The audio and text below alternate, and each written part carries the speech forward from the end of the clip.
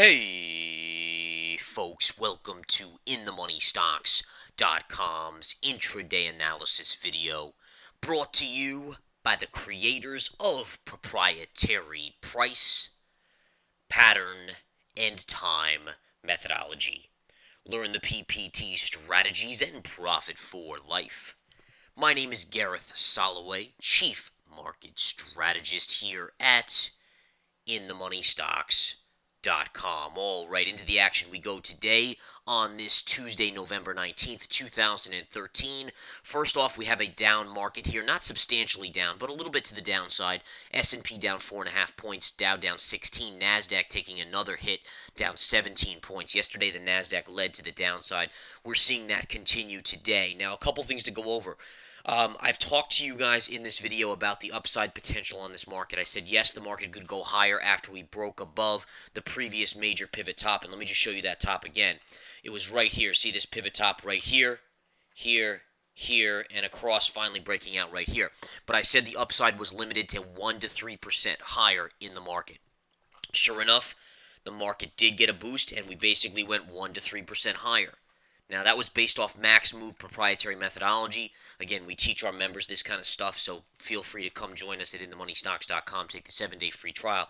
But bottom line is, by learning this, you can predict how much risk reward you have.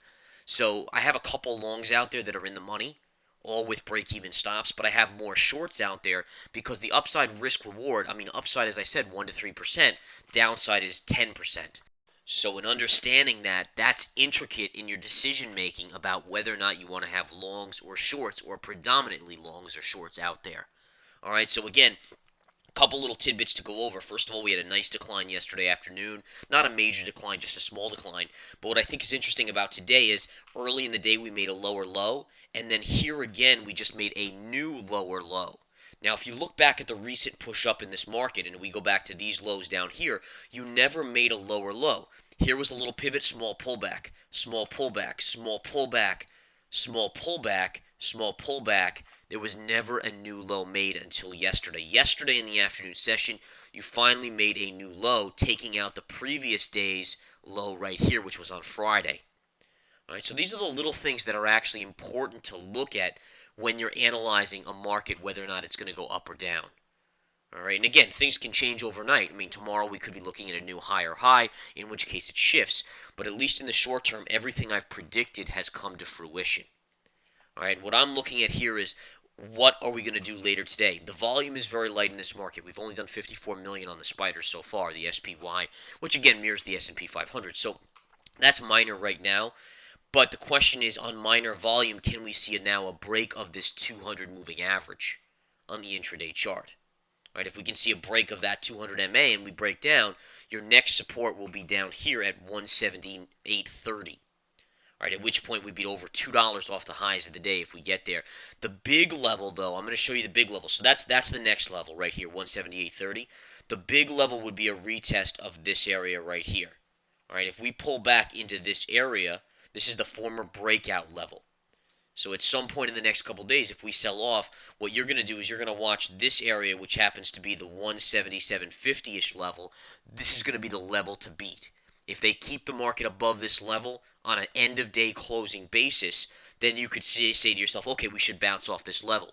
If at some point they close below, on a daily close below the 177.50 level, then that's game on to the downside. And in that point, I think you can say pretty definitively that the market has downside potential, further downside potential, 5% maybe even a little bit more depending on if there's any panic that swells up.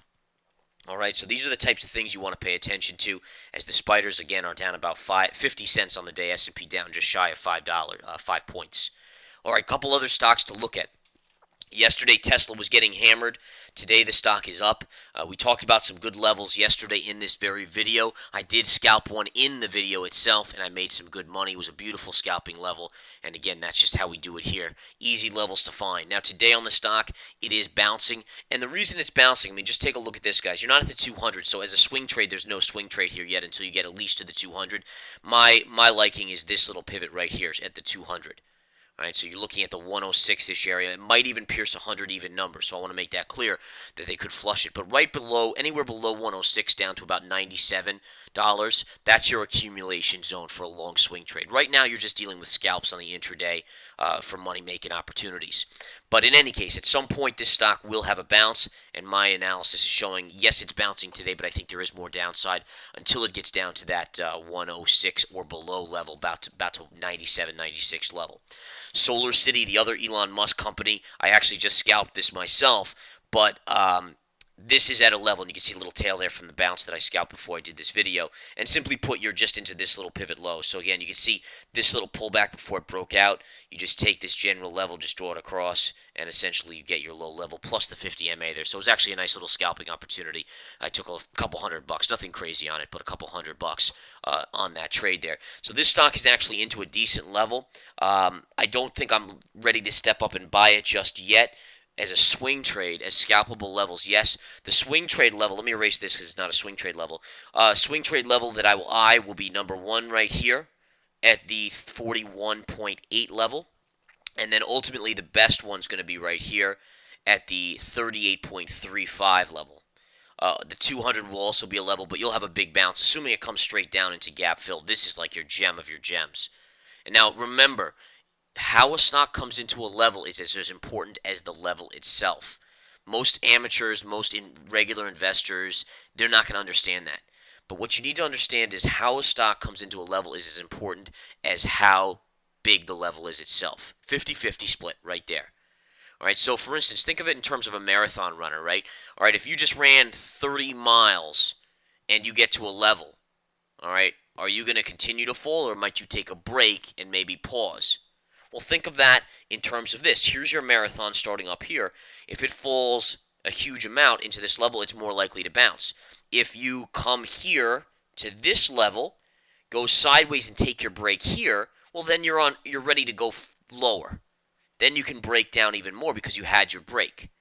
So if you actually compare charts to marathons and think about it in terms of you're running that marathon, it's a very accurate depiction of how you should angle yourself. Very, very accurate. Okay? So just something to keep in mind there. And SolarCity, again, on the daily, if it came directly into that gap fill, would just be a gem of all gems. This level right here is not a bad level either. We just have to analyze it more closely because it's a little higher risk level as a swing trade long. All right, couple other stocks making waves today. Financials continue to be very strong. Yesterday, we saw JPM have a great day. Today, again, it's off its highs, but it's still up. Now, the interesting thing about JPM is you're very, very close to a double top up here. So that should be monitored. Now, right now, I have no inkling whether or not to short it on a swing trade basis or go long. But again, if today we had hit this double top, I'd be more inclined to say look for a couple-day pullback. We didn't get there today just yet, so you got to just sit on the sidelines. Goldman Sachs also having a good day. Financials really the leaders of this market today, along with a couple Dow components like Chevron up $1.25, while Exxon is down 25 cents. Tech stocks, as I said, NASDAQ getting pummeled. Amazon is down $2.60. This stock, honestly, it blows my mind how it's been up here so much and continues to advance. At some point, this is going to have a big decline. If the market gets weak, I think you see institutions that hold Amazon run for cover. And the reason why I say that is because Amazon's a great company. I use Amazon all the time. But, again, there's no earnings there. So while the market's great, yeah, I mean, shorts are going to cover. You're going to see Amazon continue to propel itself up. But as soon as you see some sort of weakness, major weakness develop, you're going to see these institutions run from the higher risk, no profit, no dividend paying stocks and rotate into the dividend paying stocks, the safer stocks. Okay?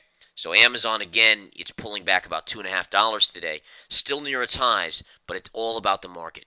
All right? When the market gets weak, big players and smart players, including myself, run away from longs that are high risk and put ourselves either in short plays or in low risk long plays.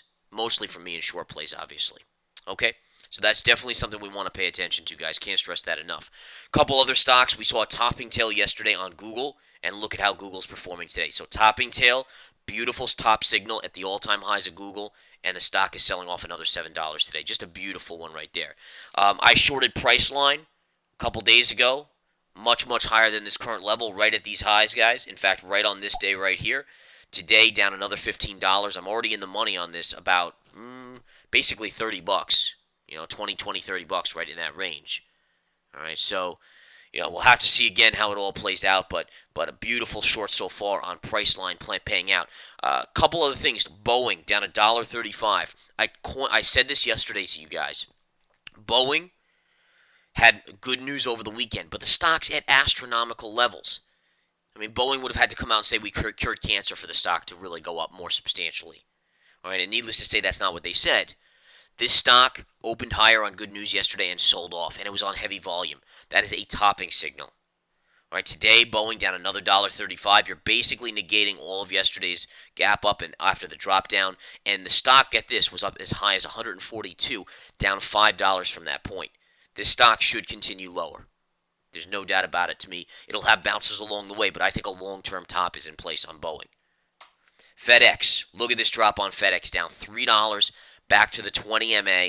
Beautiful collapse here. 20 MA will be a little bit of support on the daily chart. But again, look at this. So Loeb, the hedge fund player, basically came out last week on Friday, I believe, and said, I'm in FedEx on the long side. The stock gapped up. All right? Puts in a nice little doji, almost a topping tail. When these big boys are telling you they're in these stocks, guys, they're already looking to get out. All right? They're looking for that last push of volume from the suckers who are buying this news to sell into. I just pray that none of you were the suckers that bought up here yesterday or 2 days ago. All right, you got to learn better than that. This is what we train our members to be able to see. When we're getting news like this, that's a shorting opportunity. Boeing, same thing. I mean, you could look at Priceline, same thing. New all-time highs on Euphoria. No reason the stock should be up where it is. And I don't even care about the $1,000 price on the stock. That has nothing to do with the actual valuation. It's the extension move. And this is something you have to learn, folks, is that the fact that it's a $1,000 stock, who cares? I mean, if you don't split your stock, if Microsoft never did splits, that stock would be much, much higher than 1,000. But it doesn't mean Microsoft is expensive or cheap. What you need to look at is over the last period of time here where the stock's gone. The stock has gone from the end of the year price of basically 620 bucks last year to now at the recent highs almost a double. All right, and if you look back further, the previous year was below 500. So, I mean, this extension moved. All you care about really is over the last 12 months. Look at that move up. Okay, you get a master level. I gave our members, and I put it out as a trade in the research center. We all got it on the short side here, Priceline. I gave them this max move level. I told them once the stock's in the 1130 to 1140 range, that is your max move calculated by the PPT methodology. Now the stock is already down basically 20, 30 bucks from there. Awesome stuff. Okay?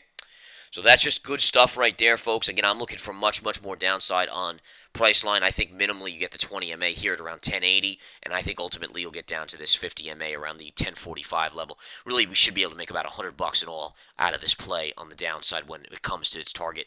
I actually think when it goes to its pullback level, you'll see a pierce of 1,000 on the downside, and that'll be actually a flip position. You could probably buy that to the long side, but we'll base it on how the markets are acting. Okay? What else do we want to look at here? Baidu, nothing doing there. Again, seems like some older school, safer plays like Chevron and the financials are doing better today. We also see IBM. If I put up IBM's up about 50 cents. This is an old school dividend paying. They did a buyback, so this stock has been performing pretty well. But to be honest, look at this. There's a gap fill right there. You basically filled it. Honestly, IBM should start heading down now on the daily chart. Probably a good swing trade short. All right, so in any case, guys, lots to go over here. There's a lot of action to be had. Spider's down 53 cents. We're kind of hovering right around that 200 moving average. Now, the question is, can it break this? It's making a bearish pattern. Is there enough volume to take this out? If you break it, look for this level and then ultimately this lower level. This is going to be the big one right here, guys. The 177.50 level, but you can scalp this first one here at 178.30. Yep, 178.30-ish, give or take a little bit. Have a great afternoon, great evening. Come join the free trial at InTheMoneyStocks.com. Remember, the research center is geared towards swing traders and investors. If you're a day trader, you want the 7-day free trial to the chat room. Take care, guys. Have a great day.